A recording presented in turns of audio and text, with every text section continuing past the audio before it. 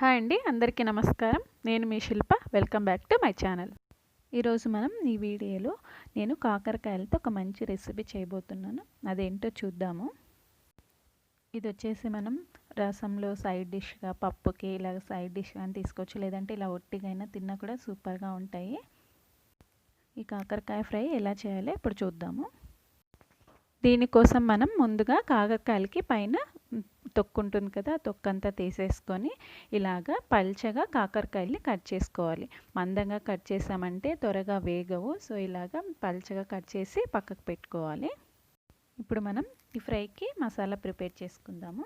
ముందుగా ఒక బౌల్ తీసుకొని ఇందులో 1 స్పూన్ కారం, అలాగే 1 స్పూన్ ధనియాల పొడి, అలాగే మన రుచికి సరిపడా సాల్ట్ వేసుకోవాలి. ఇంకా గరం మసాలా పౌడర్, ఇంకా కొద్దిగా అల్లం వెల్లుల్లి పేస్ట్ వేసుకోవాలి. ఈ అల్లం వెల్లుల్లి పేస్ట్ వచ్చేసి నేను కొద్దిగా కచ్చాపచ్చగా గ్రైండ్ చేశాను. ఇలా చేస్తే ఇది ఫ్రై అయిన తర్వాత మధ్య మధ్యలో తగులుతూ మంచి టేస్ట్ ఉంటుంది. నెక్స్ట్ ఇందులో 2 పెద్ద స్పూన్లు శనగపిండి వేసుకోవాలి. 2 స్పూన్స్ ఫుల్ వేసుకోవాలి. దాని తర్వాత 1 స్పూన్ వచ్చేసి మైదా వేసుకోవాలి. అలాగే ఇంకొక స్పూన్ వచ్చేసి కార్న్ఫ్లోర్ వేసుకోవాలి. మిశ్రమాన్నంతా మిక్స్ అయ్యేలాగా ఒకసారి బాగా కలుపుకుందాము.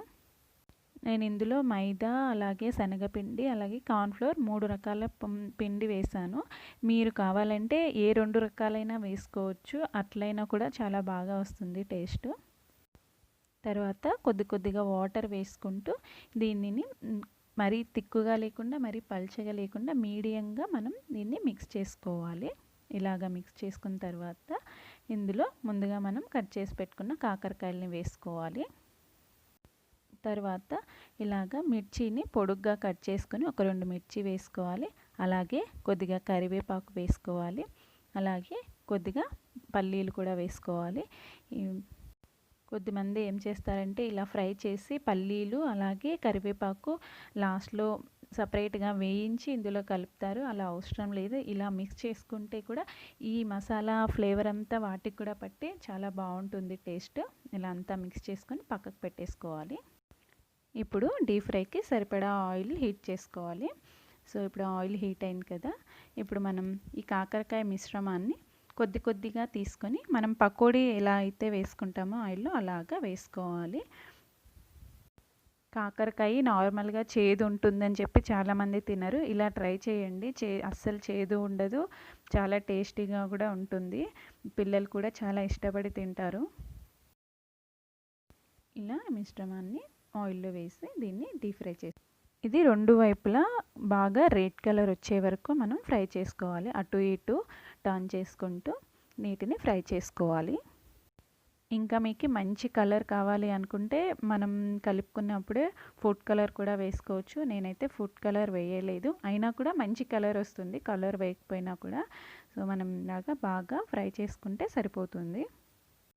ఇలాగా 2 వైపులా అటు ఇటు తిప్పుతూ మనం గోల్డెన్ రెడ్ కలర్ వచ్చే వరకు ఫ్రై చేసుకొని వీటిని తీసేసుకొని పక్కకు పెట్టుకోవాలి.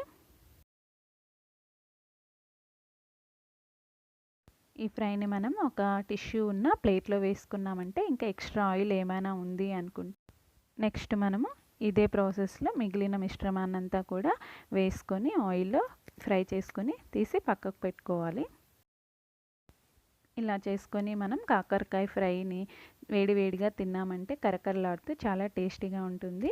మీరు కూడా మీ ఇంట్లో తప్పకుండా ట్రై చేసి ఎలా కుదిరిందో నాకు కామెంట్స్లో ఇంకా నా వీడియో నచ్చినట్టయితే ప్లీజ్ లైక్ చేయండి, షేర్ చేయండి. అలాగే ఇంకా నా లేటెస్ట్ వీడియోస్ కోసం నా ఛానల్ని సబ్స్క్రైబ్ చేసుకోవడం మాత్రం మర్చిపోకండి.